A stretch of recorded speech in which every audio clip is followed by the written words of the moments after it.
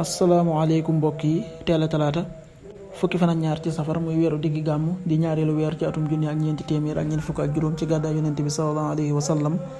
dëppoo ñaar fukki fan ak juróom ñeent ci weeru ut ci atum ñaari junni ak ñaar fukk ak ñett fukki fan ak ñaar bokkul ci lim yi fàtti lim bu rafet la kon tey ci talaata ji rafet na li ñu ci tere wàccandiku moom talaata mooy ku ca watu wala ku ca daloo wala ku ca ñaw ñaanuk bis bi yow sunu boroom yàlla na nga nu defal tuyaaba ci àddina ak àllaaxira yàlla na nga nu musal ci mbugalum sawara rabbana atina fi dunya xasana wa fil axirati xasana wa qina adaban nar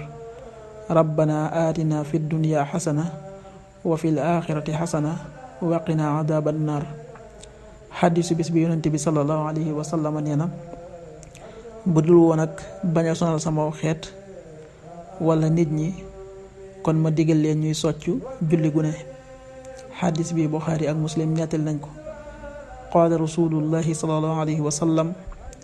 lawla an asuqa ala ummati aw ala annaasi la amartuhum bisiwaaki maa kulli salaa rawaahu Buxaari wa Muslim. waxtu julli yi suba waxtu dana tàbbi 5h40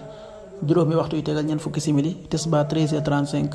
benn waxtu yu tegal fanweeri simili ak juróom takkusaan 16h35 ñeenti waxtu yu tegal fanweeri simili ak juróom timis 19h23 juróom-ñaari waxtu yu tegal ñaar fukki simili ak ñett gee 20h34 juróom-ñetti waxtu yu tegal fanweeri simili ak ñeent loolu mooy waxtu julli ci Touba ak li ko wër.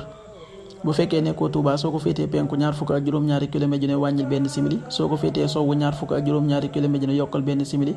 soo ko féetee gànnaar wala Saalum téeméeri kilomètre ne yokkal benn simili